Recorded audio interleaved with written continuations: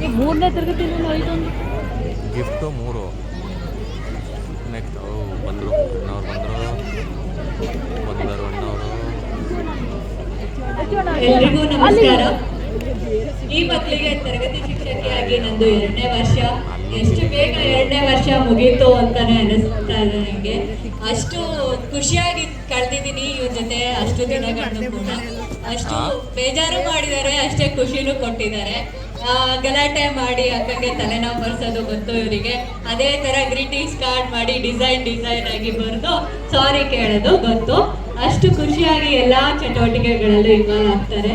ಮತ್ತೆ ಇವರಿಗೆ ಸಂಗೀತ, ನೃತ್ಯ, ತಬಲಾ, ಈಜು ಪ್ರತಿ ಒಂದು ತರಗತಿನೂ ಕೂಡ ತುಂಬಾ ಆಸಕ್ತಿಯಿಂದ, ತುಂಬಾ ಉತ್ಸಾಹದಿಂದ ಪಾಲ್ಗೊಳ್ಳುವಂತ ಮಕ್ಕಳು. ಜೊತೆಗೆ ಹೊಸ ವಿಚಾರ ಏನು, ಈ ಬದಲಾವಣೆ ಏನಾಗಿದೆ ಈ ವರ್ಷ ಅಂದ್ರೆ ತುಂಬಾ ಪುಸ್ತಕಗಳನ್ನ ಓದೋದು ಹವ್ಯಾಸ ಮಾಡ್ಕೊಂಡಿದ್ದಾರೆ.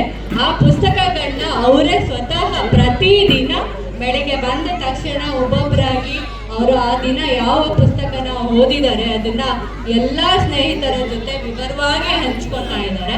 ಅದು ನನಗೆ ತುಂಬಾ ಖುಷಿ ಕೊಡ್ತಿದೆ.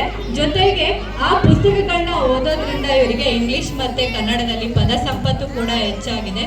ಈ ಮಕ್ಕಳ ಹವ್ಯಾಸಗಳು ಹೀಗೆ ಉತ್ತಮವಾಗಿ ಮುಂದೆ ಹೋಗ್ಲಿ ಅಂತ ಆಶಿಸ್ತಾ ಇವರಿಗೆ ಶುಭ ಆಗ್ಲಿ ಅಂತ ಹಾರೈಸ್ತೀನಿ. ಧನ್ಯವಾದ.